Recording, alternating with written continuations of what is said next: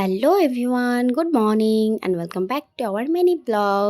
তো এই যে সকাল সকাল আমি তৈরি হয়ে নিয়েছি। এখন বাজে হচ্ছে সকাল ৯টা ১০টা বাজে। তো এই যে বাবা, তো আমি যাচ্ছি এখন বাবার সাথে প্রয়াসে আমার ব্লাড টেস্ট করতে।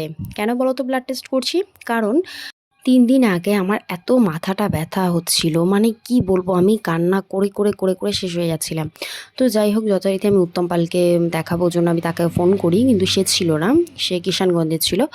তো তারপর আমি অন্য একজনকে দেখিয়ে দেই। তো সেখানেও মানে কিছুই হয় না, জানি না কি ওষুধ দিয়েছিল, তো কিছুই হয়নি। তো ভালো কথা। তারপর যখন উত্তম পাল আসে, তারপর আমি উত্তম পালকে গিয়ে দেখাই, দেখানোর পরে সে ওষুধ দেয়, আর আমি যথারীতি ২ দিনের মধ্যেই আমি সুস্থ হয়ে যাই পুরোপুরি। তো সে আমাকে ব্লাড টেস্ট দেয়, তো সেই জন্য এই যে ব্লাড টেস্ট আমি আজকে করাই।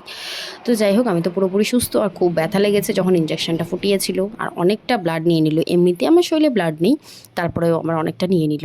তো যাই হোক, আমাদের এখানে অনেক অনুষ্ঠান ছিল, বাউল ছিল, কীর্তন ছিল আমার বাড়ির ওইখানে, তারপর হচ্ছে মেলা ছিল, অনেক কিছু ছিল, কিন্তু আমি কিছুতেই অ্যাটেন্ড করতে পারিনি এই সব আমার শরীর খারাপের জন্য। তো অনেকে বিশ্বাস করবে না, অনেকে ভাববে কি যে হয়তো মিথ্যা কথা বলছি বা কিছু। তো সেই জন্য এই যে আজকে আমার ভিডিও, আমার প্রমাণ।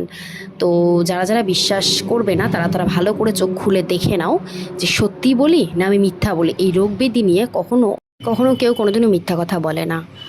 তো যাই হোক, অনেকের মনে অনেক কিছু সন্দেহ, অনেক কিছু প্রশ্ন আসে।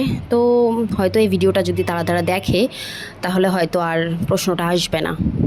তো আমি কারো নাম উল্লেখ করছি না, কেউ ভিডিওটা দেখে আবার মাইন্ড যেন না করে। যাই হোক, সবাই বলে। তো আমি আবার বিকেলবেলা মাকে নিয়ে চলে আসছি আমার রিপোর্ট নিতে। তো এখন ভাবলাম একটু পেয়ারা মাখা খেয়ে নিই, কারণ আমার খুব ভালো লাগে।